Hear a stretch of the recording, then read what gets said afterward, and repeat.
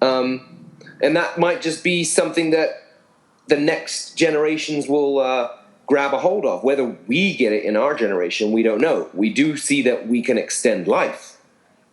We do see that we can anti-age. We do see that we have the ability to nourish cells to the point that they are so full of oxygen and energy that they can fight diseases and become maybe potentially stronger in the gym.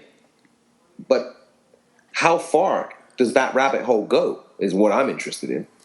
Yeah. There's a lot of nuggets in there that I wanted to jump on as you're talking about it. One, just related to the last thing you just said, that's been grabbing a hold of my imagination lately too, is about this life extension, and not only in the extension of our life, but how can we maximize our potential every day of our life. And I don't know if you're aware, there was a man named Alex Correll in the early 1900s who took cells from a chicken and put it in a petri dish, and basically what he found out was that these cells actually he did an experiment where they were able to live on over 26 years, and all he did was he would change out the medium, he would change out the environment, and make sure, his conclusion was that the cell is actually immortal, and if you give it the right pH, you give it the right minerals,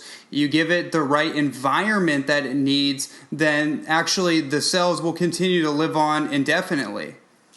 Exactly. And that's credible science. And right. the key is, how do we as a species begin to get a hold of that information without being led the other way by people who are interested in simply profiting? So it's a tricky road. And for me, often I've had to just retract into a kind of reclusive state at times, where I'm not out talking or teaching, because when you start discovering that the very simple things in life are what create cellular health, and it's a simple routine, you've got to be careful, because you're going to have a lot of naysayers and people who are interested in negativity. And those interested in negativity will push negativity on you, because the crab in the barrel, what's that story about how crabs... anytime a crab tries to get out of the barrel, all the other crabs down below will pull it in to keep it from reaching the light. Exactly. And I have found at times, being around certain friends, family, or clients, that when they start to notice you're the crab climbing out of the barrel of this potential, death race, that everyone's racing to a cliff, and we're all going to go off the cliff, and we're all going to end up, dying young, and you may as well just enjoy it, and you only live once, and all these different words and philosophies that people have been comfortable living by for years. If you start pulling out from that and getting out the barrel, they want to pull you back in. So it sometimes takes being reclusive, and that's why you'll hear of the masters of long life often live up the top of mountains away from the masses, because A, they get to where the air is cleaner and thinner, and they're higher at altitude, so their blood starts taking on more oxygen, and B, they're away from the masses and the behavior of the sheeple, and the sheeple are comfortable destroying themselves. And as they destroy themselves and complain about it, they all pat each other on the back and say, "Yeah, it's okay. I'm destroying myself too. So let's go out together and get drunk and wasted again. Do it twice as fast." Yeah, and it's like it does require sometimes one taking time away to just sort of be with one's own thoughts, or meditate, prayer, whatever you're going to do, to make a radical change in your life if you do really want to make that change. Yeah, I'm like totally in alignment with that. And as a martial artist, my entire life, I was raised with Eastern philosophy and more the kind of the traditionalism, very much into Bushido, and looking at it from that perspective, and especially speeding up to now as walking this path. It's kind of like full circle. What you just said was really powerful because in our society, it's predicated on quote unquote success, acceleration, speed up, because from my estimation, it's based on scarcity and lack. And so we don't have enough time, so we have to speed up, put the engine in full throttle, and that mentality in of itself is very damaging and catabolizing. And that what you're saying is that kind of bleeds out into, like, if you're around people like that, or maybe you're that kind of person, all your influences, all your associations are all going to that energy is going to bleed into you and influence you. And sometimes it's like I found for myself, especially being on this path now that I'm cleansing out on a daily basis, I'm getting clear on who is Ronnie Landis, like in all of this. What am I here to do? And sometimes that requires me to detract from doing public events or even being around certain friends. I have to really get away so I can be clear inside myself. And that's very healthy for you, because ultimately we are all here to learn. The only true way any human being finds the path of success is through alchemy. Mm-hmm. Because you are going to be shoveled shit almost every other day of your life, and you're going to have to make the best of so many things that are not ideal, that might appear non-logical. How are you going to solve the puzzle on a regular basis? The word that lives with me every day is alchemy. Alchemy is the only way the human race is going to awaken from what it's doing, which is disastrous. Because ultimately, the human species on its current trajectory is heading for extinction.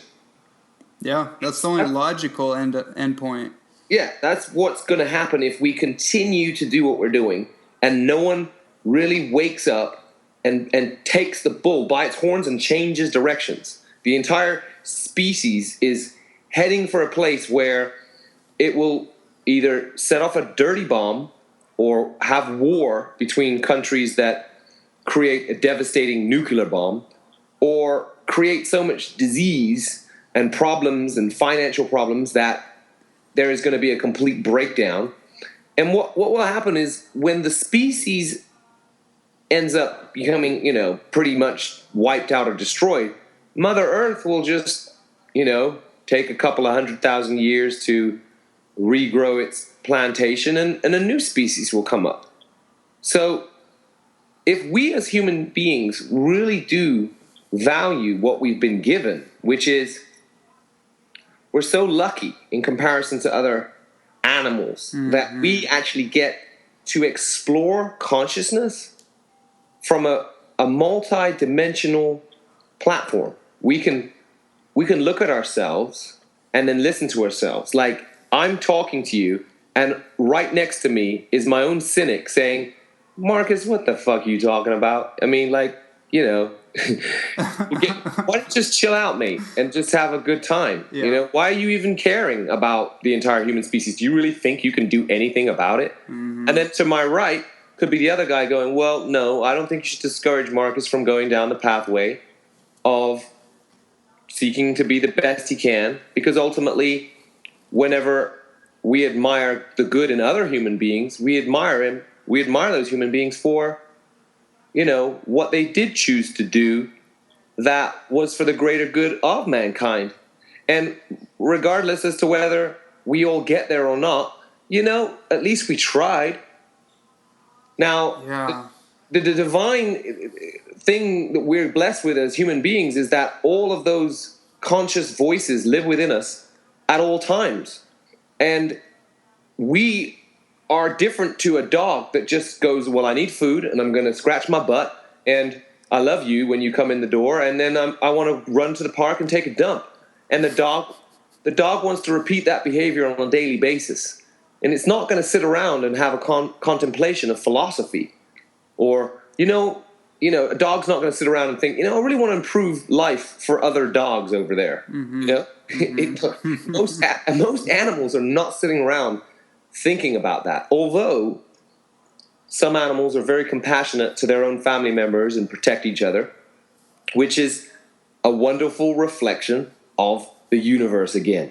But we, as human beings, are so gifted to know the difference between our own light and dark and what potentially could be morally right or amoral, or simply what is cause, effect, consequences, and karma.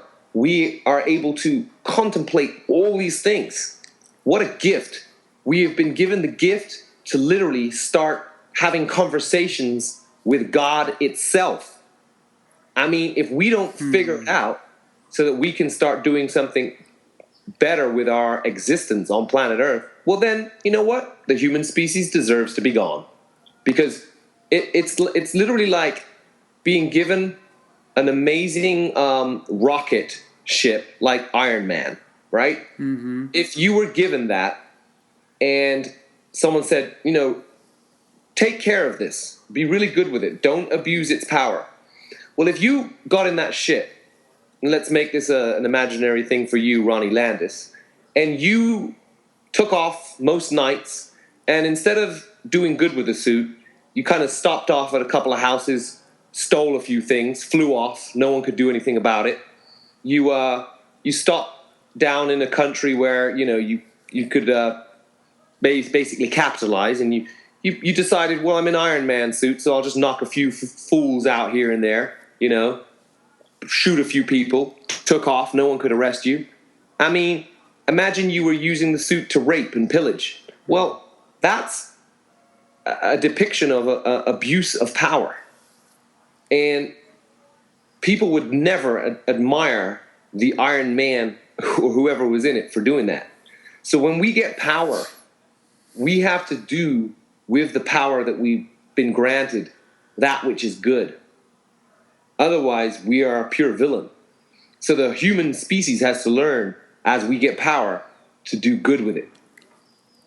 Yeah, and that is such a key point right there. It's kind of like, I look at it like our species or our society is slowly coming out of the embryonic stage of its development, where we're starting to go into an older yet youthful state, and we're maturing, we're growing. And you said something earlier about the duality. There's always the light and dark. It was Charles Dickens, the Tale of Two Cities, right? It's the best of times, the worst of times at the same time. And I look back on history and I'm like, you know what? It's always kind of been like this. It's just in a different platform. It's in a different format. And so I like you, I wonder about the future of our world. And I feel like the more people that do self-exploration, that tune up their diet, that tune up their mental space, that get their thoughts in order and really start pursuing their passion, like that to me, and maybe we can touch on that to me is the key to health, the key to longevity, the key to happiness, and the key to changing the world. Is if we have more people actually doing what they love to do, that would spread out worldwide.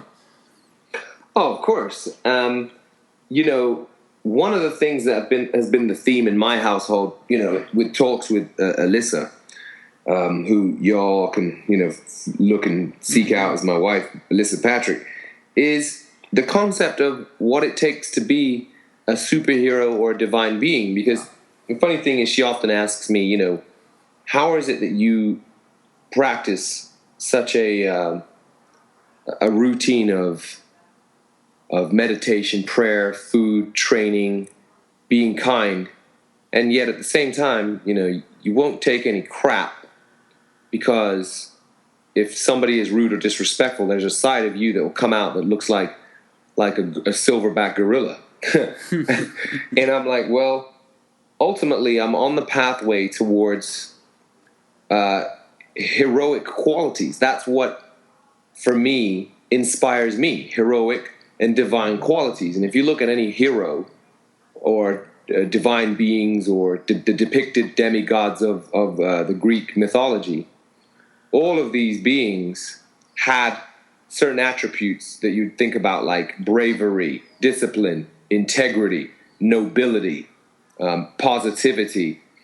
And those were the things that they had to sort of practice and strive for every day. Yeah, it wasn't just given to them. No, you know, for me, I've gone beyond worrying and talking about food, because to me, my refrigerator is filled with nothing but superfood and fresh fruits and vegetables. And it's kind of like, okay, that's old news already for me, because I've been doing that now for 5 years. Next, what is the purpose of life? What's the reason you're doing it? What's the reason? Yeah. So to me, it's like the next reason is analyzing, well, why is it that some people find it so difficult to stick to eating a healthier based diet plan, and they will sometimes try it, then fall back into eating crap and find every justification for being able to do it. And the key is that they actually lack principles. They lack the discipline, they lack the integrity, they lack the endurance, they lack the passion that's required. Mm-hmm. So if they lack those principles, then okay, you're out with a bunch of friends, you were practicing being a raw vegan or just a vegan, and the friends say, come on, man, live a little, relax, let your hair down. What are you talking about? You know, have a drink. Well, they have a drink, and drinking, whether it's wine or any of the other supposedly healthier forms of alcohol, which that's a big myth. If you really do the research on it, there's no healthier form of alcohol, including wine. It's all carcinogens, and it reduces your consciousness to a vegetative state. So if you've been reduced to a vegetative state with a group of friends, then it's pretty easy at the end of the night to go, oh man, I'm hungry, and someone says, here, let's just order a pizza, and they have a slice. And if in their mind they're justifying that they're just having some cheese, and they've gone from vegan to vegetarian for a second, and then someone says, oh no, it was pepperoni pizza, and they just went all the way back down the scale, and they became a vegetative state because of the alcohol, and then they became a flesh eater again. And before you know it, the parasites that are in those things take effect of their body again, and they redevelop the addiction. So what is it that makes a hero or a divine being? Well, it really is learning to overcome those pitfalls that take away your discipline, that take away your passion or your positivity or your self-control. Because if you lose those things, then we fall from grace. And whose grace do we fall from, really? Only our own. We only fall from our own grace. We don't fall. It's like, it's not for me to judge a person. I love so many people who have such a hard time with changing their diet or exercise pattern. And I really do love them. They're wonderful people. But sometimes they're like, well, can I hang out with you, Marcus? Can I hang out with you? And I'm like, unfortunately, no, not right now, because I'm so focused. And birds of a feather flock together. I want to flock with focused people. Yeah. You know, does the champion of, let's make it mainstream, the champion of the NBA. Let's think about a big star like LeBron or Kobe Bryant. Do they want to hang out with the typical street baller who plays ball down the block on the street and then sells a few crack rocks, you know, during his break? No, they need to hang out around professional athletes, physiotherapists, people who are rubbing their muscles, and other guys who are taking the sport just as seriously. Exactly. So that they can also achieve pulling off the NBA, final and win it. Yeah. The same thing goes for people who are really focused when it comes to, their own consciousness or journey. down this pathway of increasing the divine principles within thyself. So let's say somebody wants to hang in my frequency. I want to help them, but here's what I've found. In helping people sometimes, they will be trying to sink your ship. Mm-hmm. You can be helping them, trying to help teach them the positive ways, and they will be combative with you and trying to find ways to destroy your focus because it's their natural instinct to defend what they have done for 10, 20 years. And that's where it can be tricky, because in the martial arts system, which you know because you've been through that, you cannot go into a martial arts dojo and disrespect your sensei. Absolutely. You cannot start bringing in any of your negative nonsense in that dojo with your teacher. You know why? Because he will kick your effing ass. You know, and there's no police coming in there to say, oh, your martial arts teacher's assaulting you. No, you're just going to get your ass whipped. Old-fashioned school whipping until you're ejected. You're out of the martial arts school, and that's the last thing you want. And that's the school that I came up through, which was you bow to your teacher, and you're there because you respect this teacher. And why do you respect this teacher? Because he has shown you that when you put 3 inches of wood in front of him, with his fist, he will go through it. And you know that he's not bullshitting you. There's no illusions about what he's just done.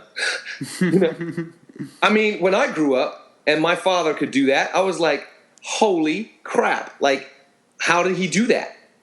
You know, there's definitely a number of things like laws of physics that he's applied, but a lot of it is to do with perseverance, discipline, accuracy, timing, speed, strength. How did any of these things come about into this one man for him to be able to make that happen?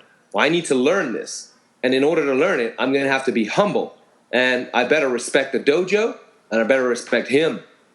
We've lost that in this society. Absolutely. Even the UFC, which I watch to keep abreast of what's going on, has lost the respect of what martial arts was designed for, which is martial arts is called, martial means the preservation of life. And art is an art form of preserving life. So the original term for martial arts is to preserve your life through an art form. Well, that doesn't mean getting into a ring and getting your brains beat out or in a cage. That means learning how to preserve your own life or protect other people's lives. And do it through an art form, whether it be hand-to-hand combat, whether it be with a sword, as the samurais went down that pathway. It's an art form. Just like martial law is the way of preserving life through law, and that's when the military come out and barricade up the streets. So when we have grown up with a respectful system where you put your hand on your chest and you say, I will honor the code of being a good martial artist, and I will not abuse these skills, and I will not go out and be a bully, and I will not become evil and use martial arts to extort people for money or hurt them. If you believe in that in your heart as you're growing up, you have a very different perception of what it is to be a martial artist. Oh yeah. Versus let's go and smash people.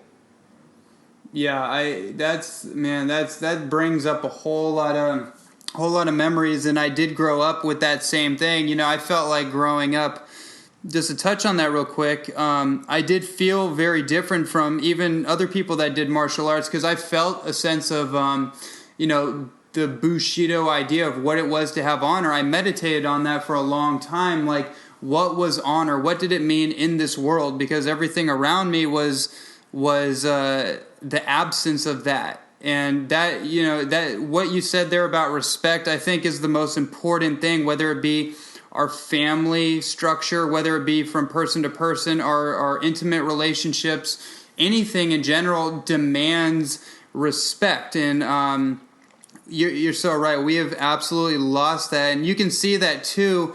I know a lot of listeners might be able to relate to that. You can see that in the kind of nutrition, health food, raw food industry or field where this is something I've been talking about a lot, is kind of there's like this neurotic behavior that takes place and everyone is battling everyone instead of celebrating the 95% of things that we all agree on. We have to nitpick at everybody and bash everybody like that goes on YouTube and Facebook, and it completely detracts from the evolution of what we're really trying to do. Well, yeah, I saw that, and I felt a sense of sadness of observing that through, many of the raw fooders that become, somewhat, bashful or arrogant in each particular avenue they go down. And it's obviously part of the evolutionary process that seems to go on with human beings when they've stumbled upon something that seems quite good. Mm-hmm. And maybe I've been somewhat guilty of arrogance at times, during my earlier years where I was like, wow, I think I found the fountain of youth, or I found something that I feel is very important to share. And in the enthusiasm to share, some, maybe too much arrogance comes through. But when you really take a look at what the whole purpose for the food is, it's actually to create a longer life and greater levels of health for anybody. And I think the enthusiasm that comes about when a human being starts this lifestyle is that, first of all, the taste buds change a little, because we're so addicted to begin with to like the cooked sugars or the starchy things that we've been fed since we're 10. Like I remember at 10, I was eating like white bread with Skippy peanut butter all over it, and that was just gorgeous to me at that age. I mean, like, yeah. Look at the fact that a starving child in some places in the world would never get a sandwich that was like that, and it would just dream to have one. So we can't knock, the white bread and Skippy peanut butter so badly when it was what we lived for and dreamed for when we were 10. It was just, that was a form of our evolution. And then when we evolved to go, well, if I were to eat that now, I would literally feel constipated. And if there was any dairy residue in it, I would probably start feeling like throwing up, because anytime any dairy started going through my throat, once I hit 25, 26, we're talking 13 years ago, I literally started to get gag reflexes from dairy. But that's because I'd meditated to ask my organism to reject anything that wasn't good for me. And I still do that. I ask my own human body to give me a signal if something's not good for me to reject it. And by talking to your own body in meditation, you'd be surprised at how responsive it is. It's no different to Google. If I type on Google right now and ask it a great question, it'll give me, 10 answers to sift through and various different websites to get the information from. Our human body is just as good. If you say, I really want you to guide me, body, instincts, towards what is really good for me, and give me some signals, and I'm ready to pay attention to them. The amazing thing about the human body is, like, you could put like several foods in front of you and do an experiment with each one, and you'll literally go, wow, when I eat a cucumber, I notice I feel so refreshed, and I feel like something's going on, like whatever was bringing me down, acid, has just reversed, because cucumbers, as we know, are very alkaline. Mm-hmm. And they're filled with water. So you will feel refreshed and you will feel alkalized. And so what did I do? I made sure that cucumbers are a daily part of my diet. When I noticed that if I ate blueberries, something was taking place on a deeper level, I made sure to increase the amount of blueberries in my diet. Later, I found out through research that blueberries are high in telomerase, and is actually the very thing that keeps your DNA intact. Yeah, keeps it from unraveling. So your body is so wise that it will lead you towards the right foods. And I've always been a very instinctive person, eater. Therefore, I can't subscribe to some of the dogmas that are out there, like just go all fruit or go all nuts or go. I can't do that because my body will say, no. In order for me to continue operating at my optimal when it comes to lifting very heavy weights or running fast or doing backflips, my body requires all of the macromolecules, and it's still kind of up in the air as to what it requires. So on any given day, after heavy lifting, if I'm sore, my body will suddenly just give me signals that it requires high nuts and seeds. And I will have to just give it what it wants, because until it gets what it wants, it will not quit on asking for it. And then all of a sudden, it will suddenly seem like it's had its fill in that area, and it will stop craving that, and it will go to a high alkaline phase where it wants lots of greens and cucumbers and salads. And then sometimes it will want the high fruit because it's looking for the higher carbohydrates. So depending on a person's activity level or sport of choice will determine what foods they need.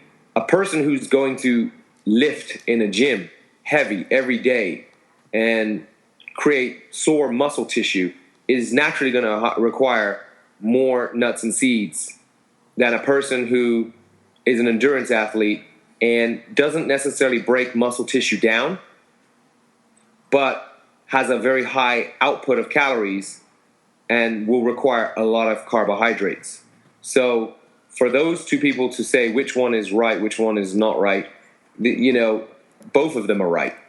And the problem is really in the egos, letting go of the ego, and let's figure out how to inspire the human race, because no one's going to inspire the human race by trying to trash talk other people. I find that humorous. It's humorous when we get into those your mama jokes and your mama's so fat, shit, and I'll knock you out, all that garbage. But like as an actor, in the classroom of my acting class, we're always playing with that because fascinating characters are flawed. Yes. The more flawed a character is, the more fascinating they are to watch. Why? Because they are a train wreck waiting to happen. Just like all these reality shows are basically geared around people who are so flawed that they're going to create train wrecks and have physical fights in public places and get drunk or sleep with somebody that they shouldn't or get arrested. And that's why reality shows have become so popular. And we've got people like, The Situation, who was a multi-millionaire for, words like DTF, which if you need the explanation, it's pretty crazy what's going on when it comes to like what people are entertained by and what people are willing to like put their money into and create wealth around, because people like The Situation and Jersey Shore became multi-millionaires. And that's because people love the flaws of other human beings. It's humorous. But that doesn't necessarily mean that we as a community, if we're going to go towards like inspiration, should become like, the Jersey Shore. Because we are going to have to inspire the way maybe Dr. Oz seems to inspire. He is capable of inspiring through baby steps with people who might be obese and overweight, living in a place where they can't get access to all of the healthy raw foods or some of the brands that just won't ship to those flyover states, and people who are struggling because they cannot afford to spend $6.99 on a bag of kale chips when, you know, the average potato chip bag costs them 79 cents. So there's something that's going on in terms of we have definitely got to make a better effort to inspire people rather than knock people down. Yeah. And destroy people because it's a turnoff. You know, destroying people. If you want to go down the route of destroying people and destroying their livelihood, I would say if someone wants to be a destroyer, then why not take on the big boys? Exactly. You know, if you want to, if you want to go and fight somebody, you know, like whenever, for instance, I'm a dancer. Sometimes you'll get a dancer who will come in, and it's like a Chippendale environment. So there's a lot of testosterone guys in there, and it's pretty clear some of those guys are using steroids. I'm not one of them, but, you know, you can see it when the veins are popping out someone's neck, or, you know, that they might be using steroids or growth hormones and stuff. Now, sometimes you'll get a dancer come in, and he's got the idea he wants to fight people. And I'm always looking at him because I know that I'm a very good fighter and I don't want to fight him. I don't want to go to jail. I don't want to injure myself or him. And as he's acting like a bull in a china shop because he's insecure and he wants to prove himself, I say, why is it you don't get into the UFC cage if that's your goal? Right. You know? And he stops, and all of a sudden his reality check is there. It's because he's actually too cowardly to go into the UFC cage. Right. So if you really want to destroy people and destroy other people's livelihoods, I would say the best thing to do is not destroy people who are trying to make a difference and make the world better.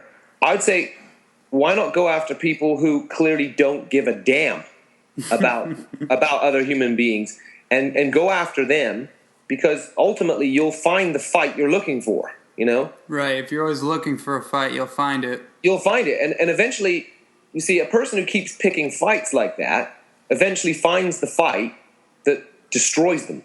Mm-hmm.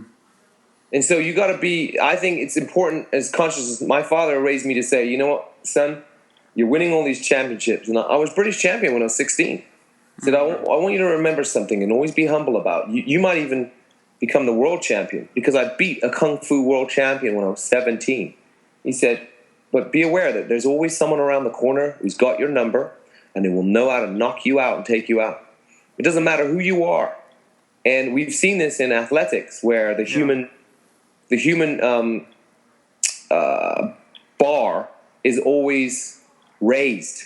You know, someone like Roger Bannister breaks the 4-minute mile, then everyone's doing it. But up until that point, no one thought it could be done. You know, no one thought anyone could run sub 10 seconds until, it's the guy who did it.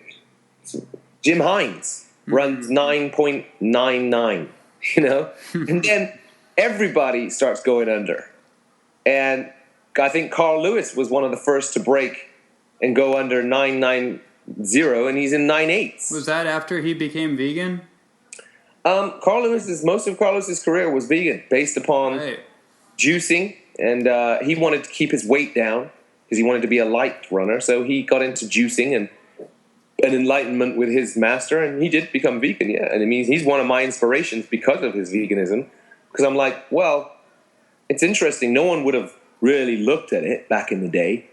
You know, Carl had incredible muscle development in his lower body, but he looked kind of slight upper body.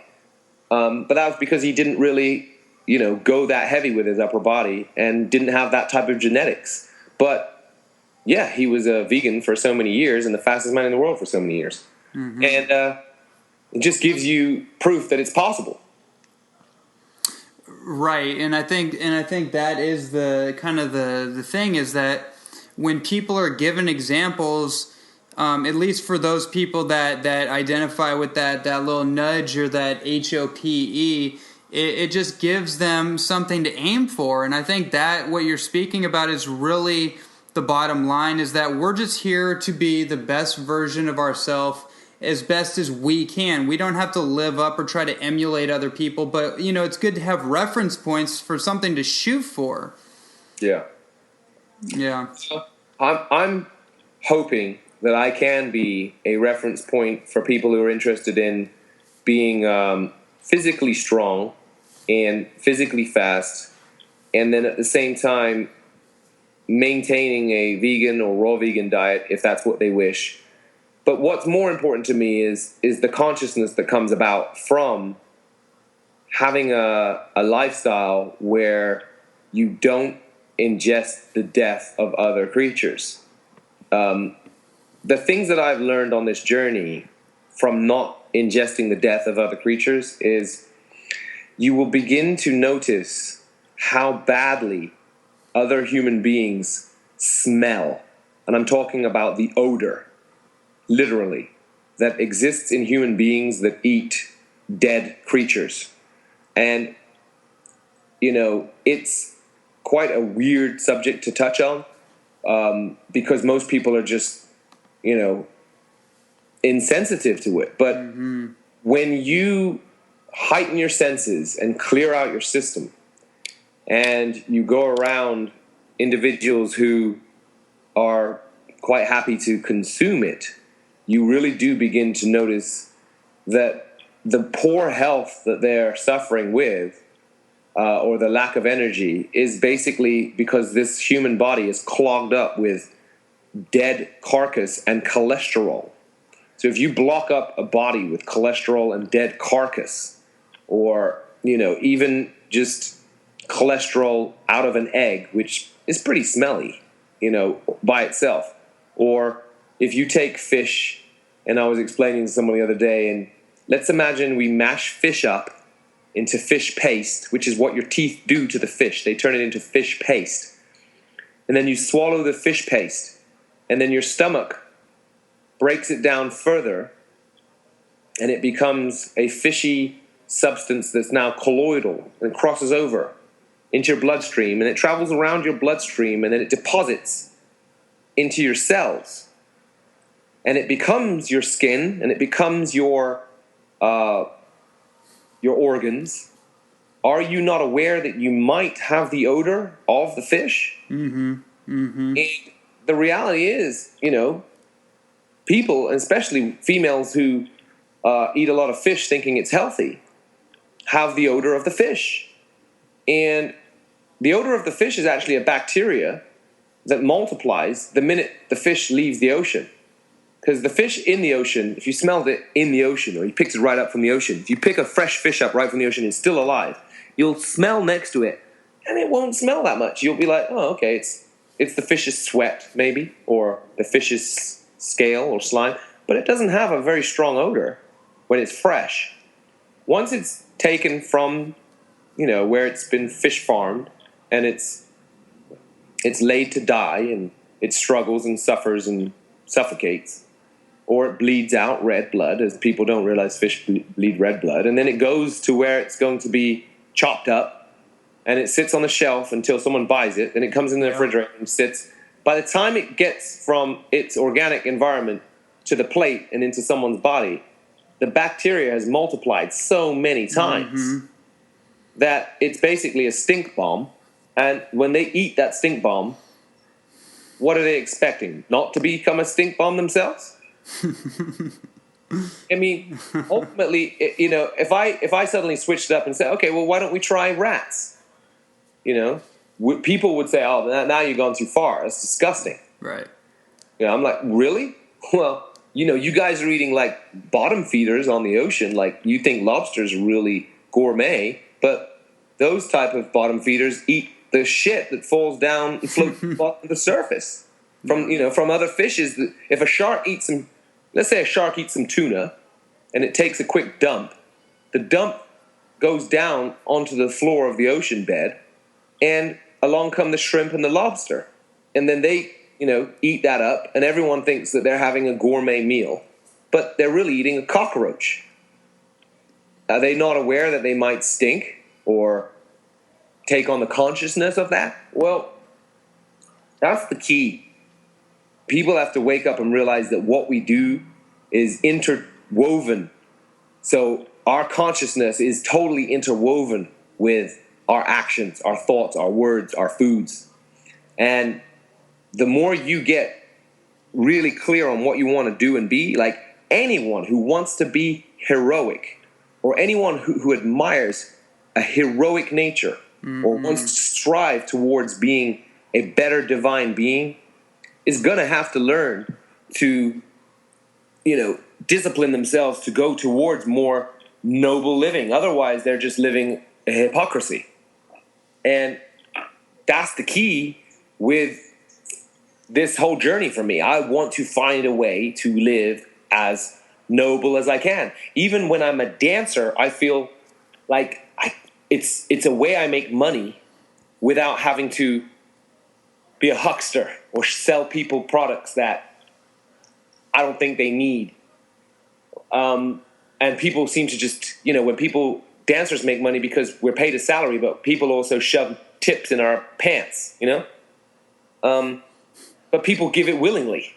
So it doesn't feel like I'm having to do a shyster number on anybody. And yet my consciousness still nags at me to find a way of creating income from something even higher. And I'm always striving to do that. Wow. Well, I can't help but admire that. And I think that's what I've admired about you, is that you definitely have been very transparent in all your videos and your interactions. And, that just speaks to the journey of it all. And that's very inspiring for me. And I know the people listening are going to get a lot out of it, if only for them just to look at themselves and just to evaluate, what's going on with us, without the right or wrong, but just to get honest on, what our behavior is leading to in our lives. For me personally, this was a really great interview, and I definitely gained some valuable insights to take back into myself, take back into my meditation. So, Marcus, I thank you. Hey, man, I appreciate you, and I appreciate the love you send my way in the airwaves. Absolutely, man. Well, hey, where can people find out more about you?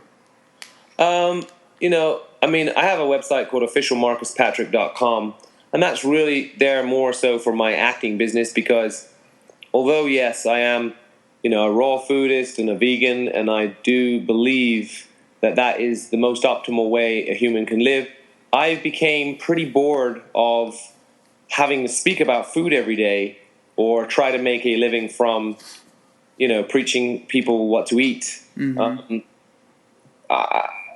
There's got to be more to life than that being the reality. Yeah. So, that's not going to necessarily be where people are going to find out about. But they can find you on YouTube, right? Yeah. I still occasionally put up some videos up there, although there's so many videos that are on my journey that have been going on for like the last 5 years that sometimes when I revisit an old video of mine, I'm like, wow, I'm learning from myself again.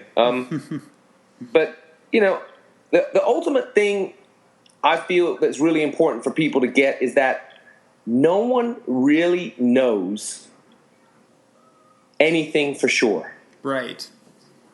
What we do know, and what I do seem to have as an evidence, is that when people eat this way, there are so many positive things that seem to outweigh any of the negatives.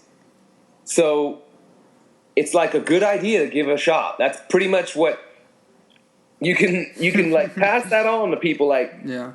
But no one has the exact answers. Everyone is still experimenting, and everyone is still an experiment themselves. And so one of the things I enjoy is making sure that my diet is sometimes full of so much variety. And then sometimes I can go dogmatic for a while, and then I want to break out of it.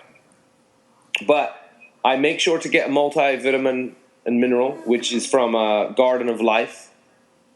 I make sure, because it's raw, and that one seems to cover me. And I also like to get raw meal from Garden of Life. because it's got a lot of enzymes, and those things will sort of keep you covered if you find that you're struggling with a craving and you don't know where that micronutrient might be lacking in your diet. If you make sure that you've got a multivitamin mineral in your diet and a shake once a day that provides you with all the amino acids and all the probiotics, you're pretty much covered on, micronutrients.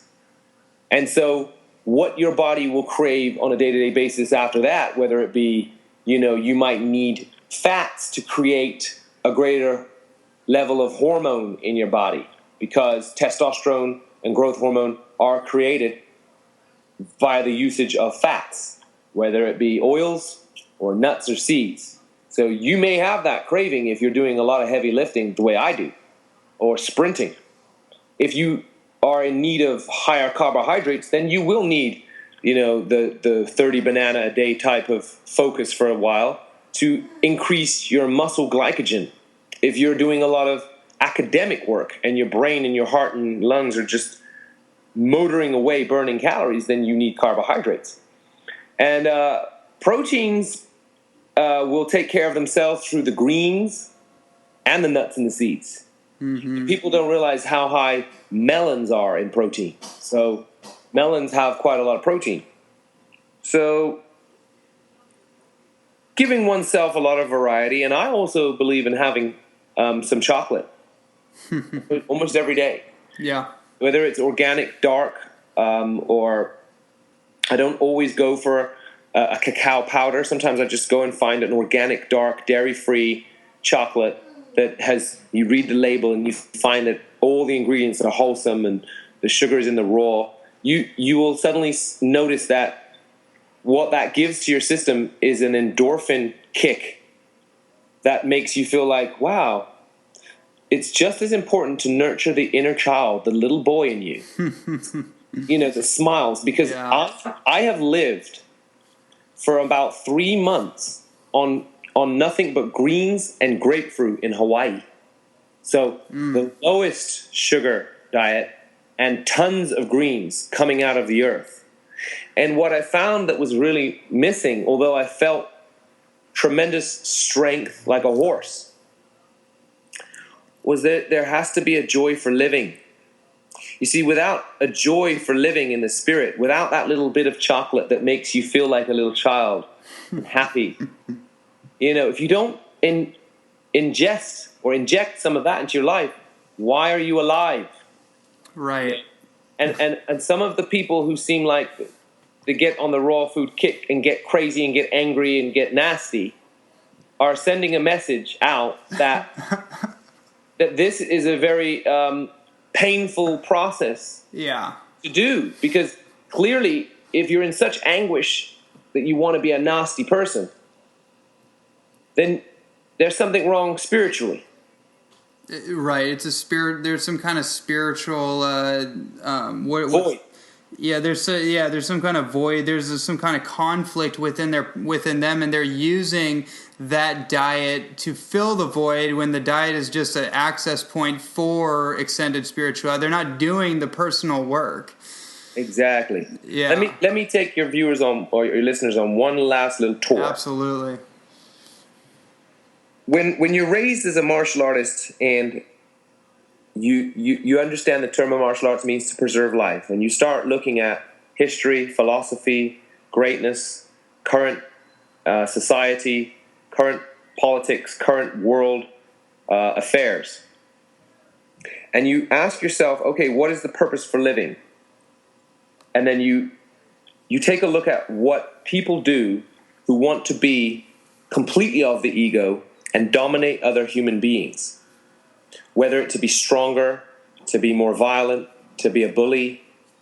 When you go down the pathway of what creates the ultimate bully, you will find that the strongest guy in the UFC cage or whatever would probably get beaten by the guy that's wise enough not to get in the cage but understands true martial arts, i.e., there are some guys that are just low-key ex-military guys yes, that could rip the throat out of your UFC champion in under 2 seconds.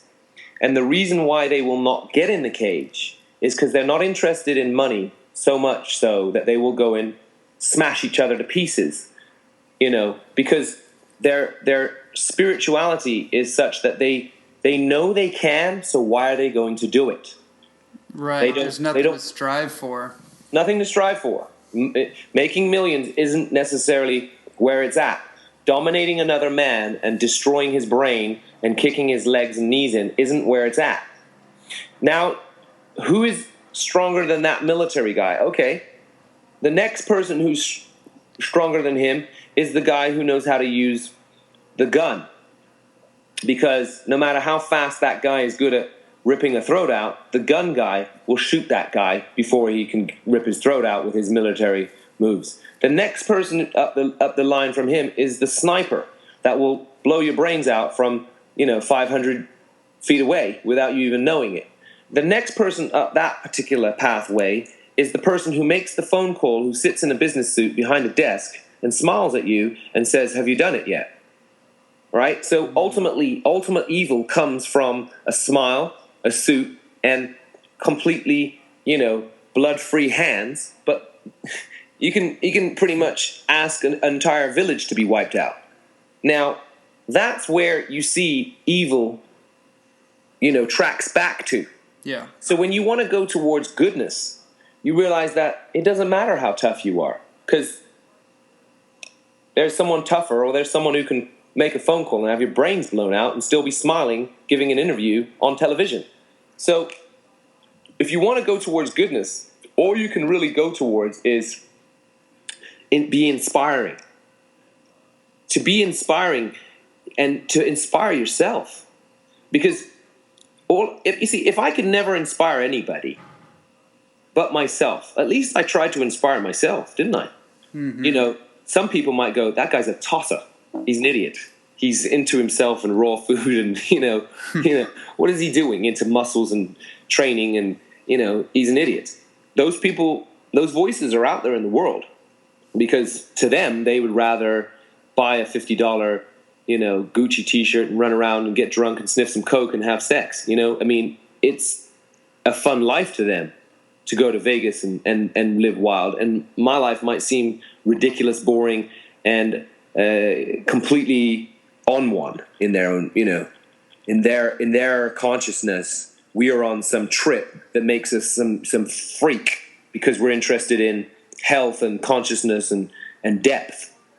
But the reality of it is, at least I inspired myself. Mm-hmm. Now, by being brave enough to inspire yourself, believe it or not, you start inspiring other people. Yeah. Yeah. That's a really great way to close out this conversation. Patrick, once again, I thank you so much. Hey, man, you're welcome. And thank you.